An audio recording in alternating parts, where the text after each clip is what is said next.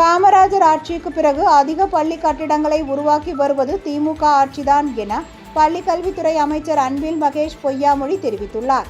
திருச்சிராப்பள்ளி செம்மொழி மன்றம் மற்றும் திருச்சிராப்பள்ளி தமிழ் சங்கம் இணைந்து நடத்தும் தன்னார் இல்லாத தமிழ் முத்தமிழ் மாநாடு திருச்சி தமிழ் சங்க வளாகத்தில் நடைபெற்றது.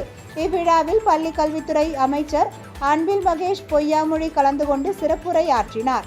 விழாவில் உலகளாவிய முதல் முறையாக பழந்தமிழ் நூலான தண்டியலங்காரத்தில் பொருளடிகள் அனைத்தையும் 35 வினா கவிகளாக புத்தகம் செய்து வடிவமைத்த புத்தகம் அமைச்சர் அன்பில் மகேஷ் பொய்யாமொழி முன்னிலையில் வெளியிடப்பட்டது. பின்னர் செய்தியாளர்களிடம் பேசிய அமைச்சர் அன்பில் மகேஷ் பொய்யாமொழி, பள்ளிகளின் அருகே சமூக விரோத செயல்களை தடுக்கும் வகையில் சிசிடிவி கேமராக்கள் பொருத்துவது குறித்து ஆலோசிக்கப்பட்டு முடிந்தவரை பள்ளி நுழைவு வாயில் முன்பு கேமராக்கள் பொருத்த நடவடிக்கை எடுக்கப்படும் என்றார். பள்ளிகளுக்கு வெடிகுண்டு மிரட்டல் வெடிக்கும் நபர்களை ஜிபி அட்ரஸ் உதவியுடன் கண்டுபிடிக்கப்பட்டு அவர்களுக்கு உரிய தண்டனை காவல்துறையின் மூலம் கொடுக்கப்பட்டு வருகிறது என்றும் தெரிவித்தார்.